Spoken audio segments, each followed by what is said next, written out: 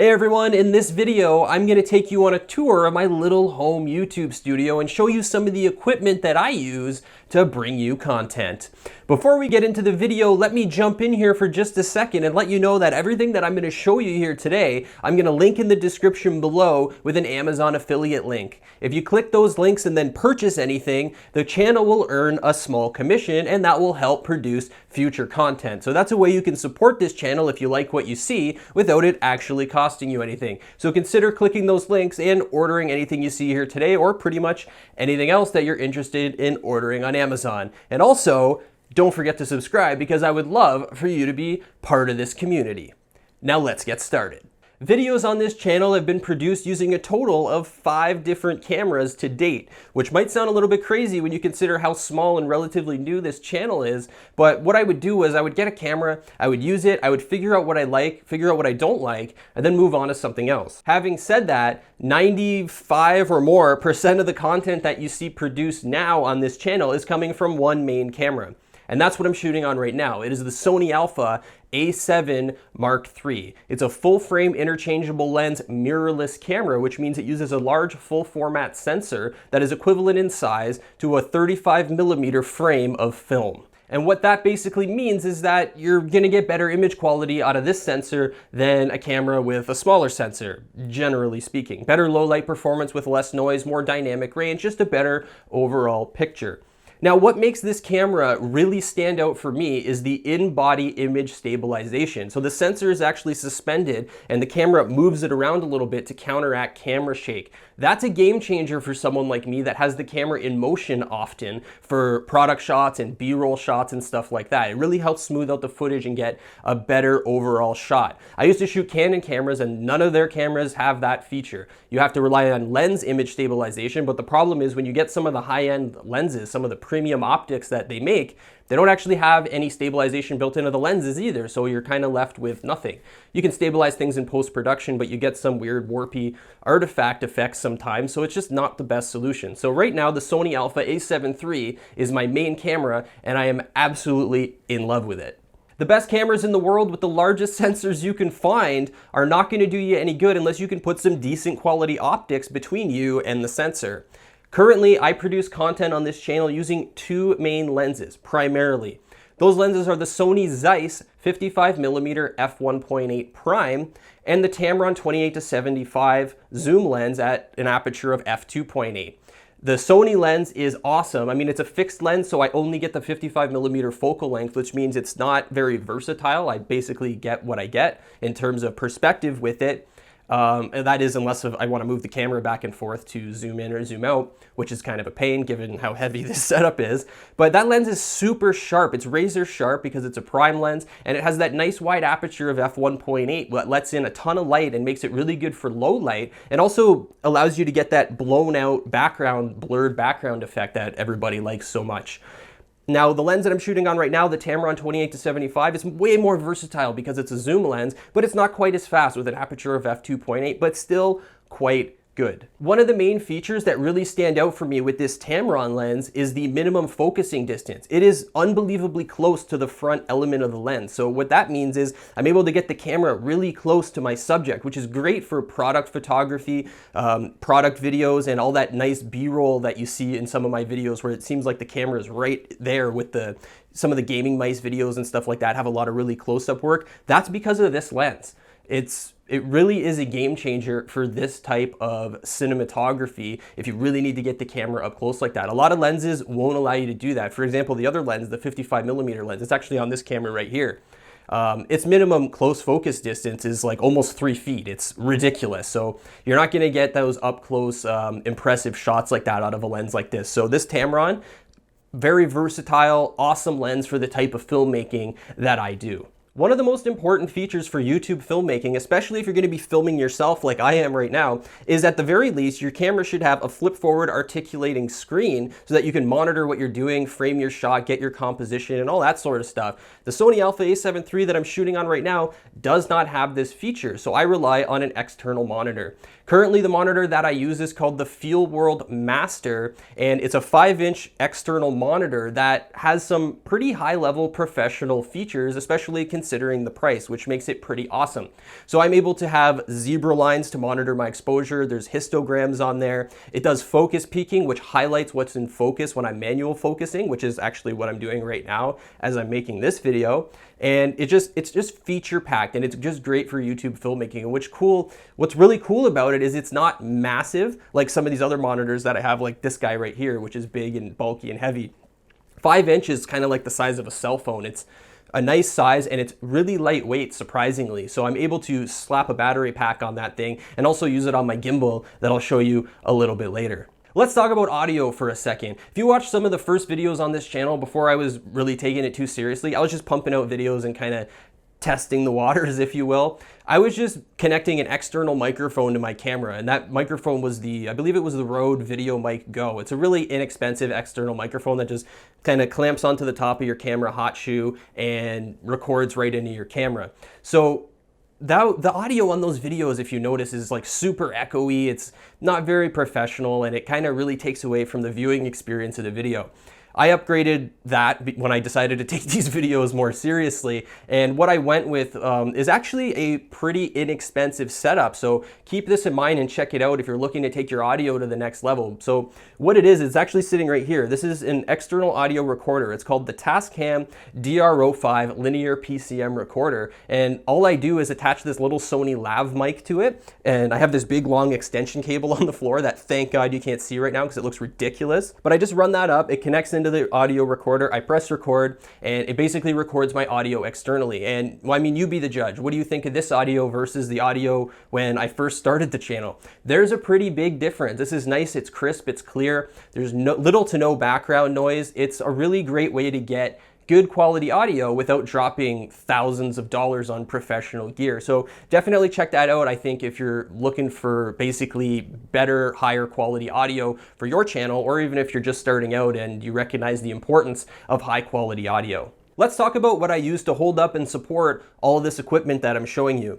The first and most important tripod in my entire gear library, or studio if you will, is this beast of a tripod that I currently have my A7 III sitting on. And it's this giant Manfrotto tripod that I'm not gonna lie, it's kind of expensive, it's heavy, it's bulky, it's not easy to move around, but damn is the thing solid. Like, it's exactly what I need. If I need to support a heavy setup, which I clearly have, I mean, I've got the camera, the monitor, some accessories on there, a video head, a gigantic heavy flywheel slider that I'll also show you after.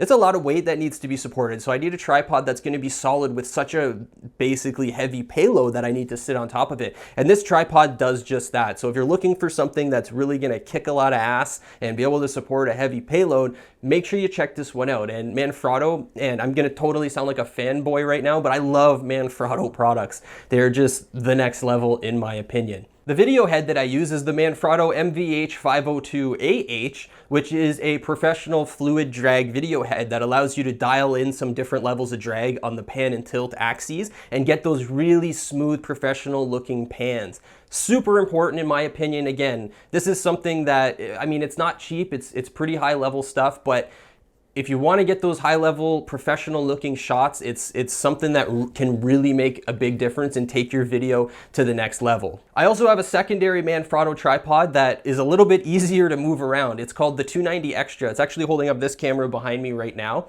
It is quite literally a baby version of this big one that I have in front of me. And what's really cool about that is it has the same build quality, and it feels really robust as the big one, but it's a lot more light and compact and easy to move around. So if you have to go on a shoot somewhere, or you have equipment that you need to move around, carrying something like this big setup in front of me, totally not cool. But this is game changing for something like that. It's still robust enough to hold a decent payload. You can put a decent sized camera on there. Even a smaller video slider will totally be fine. And overall, just a fantastic tripod. If you're just starting out into YouTube filmmaking, or you want to start a channel, maybe look at something like this before you jump in and pick up this gigantic beast here. But I'll link that in the description as well. It's a pretty damn good setup. And again, I just can't recommend these tripods enough. One of the shots that you'll notice appears in pretty much every video that I produce is the slide shot, where the camera is actually just kind of gliding by an object or a product or whatever it is. That's accomplished using these video sliders. This one here is a secondary slider that I have. It's super small and lightweight. It's made by a company called Neewer, which is pretty cool because they make a lot of affordable camera gear that's actually pretty decent quality, to be honest. So pretty good way to get into these types of moving camera shots is an inexpensive setup like this. So what this allows you to do is you stick a ball head on here like I have. This is just off of my GorillaPod. I just screwed that on there. And it allows you to get these nice, smooth, moving camera shots. And it really gives a nice professional look to the video footage. And you probably noticed that I absolutely love these kind of shots because they're present in pretty much every video that I make. Now, like I said, this is the secondary one. This is just a smaller, light one that I use. It's easy to move around and get into tight spaces. But the main one that I use is actually sitting permanently on my main tripod setup right in front of me here, holding the video head and the Sony a7 III and everything else. And that is the Cinevate Duzi 4. This is a flywheel slider. It sits on a big set of carbon fiber rails. This thing kind of weighs a ton despite having carbon fiber rails, but it really is game changing. It allows you to get shots that are so smooth you'll think they were done with a professional motorized slider. So that is the main slider that I use for my big heavy camera setup. Most of the slide shots that you see to date, these newer videos, are all coming from this setup right here. Since we're on the topic of smooth cinematic camera shots, I'm going to show you another piece of filmmaking equipment that I use when I need the camera to be moving more than what can be accomplished using a camera slider. And that's this guy right here. This is the MOZA Aircross motorized gimbal, which is specifically designed for mirrorless cameras. And basically what that means is it's smaller and lighter weight than some of the big, heavy, bulky ones that are out there. So it doesn't quite have the same payload capacity as some of the big ones, but that's a good thing in my opinion. I wanted something that was small and lightweight and easy to move around and take with me. That's really important. I don't want this big 50-pound thing that I got to take with me everywhere, because then I'm less likely to take it with me and therefore get less footage because of that. So this is a really cool option for mirrorless cameras. Basically, you mount your camera on here and you balance it, and then there's some settings. You can do yaw follow, pitch follow, roll follow, and that's how you can get some really cool moving shots where you ever watch a movie and even if it's like a scene where things are moving quickly, like a running scene or a chase scene, it just seems like the camera's floating with it. It's not bouncing or anything like that. It's like, how are they getting that nice smooth shot? Chances are, well, there are a few different ways they could do that, but chances are they're using some kind of gimbal. Now it's going to be something a lot bigger, more expensive, and more robust than this, but the concept is the same.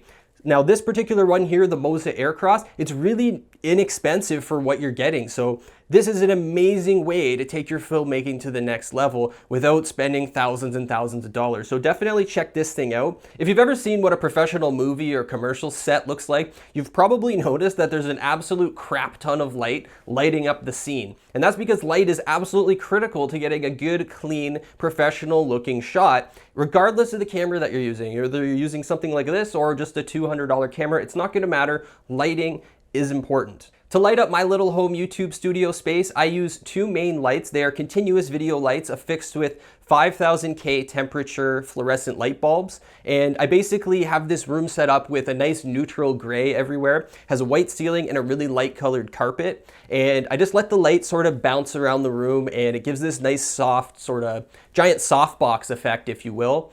And if I need to reflect a little bit of light directly onto me, I have umbrella diffusers that I can affix to those to soften the light even further. Or sometimes I use this thing. This is a gigantic 5-in-1 reflector, and it pops open. I'll try not to kill myself with it.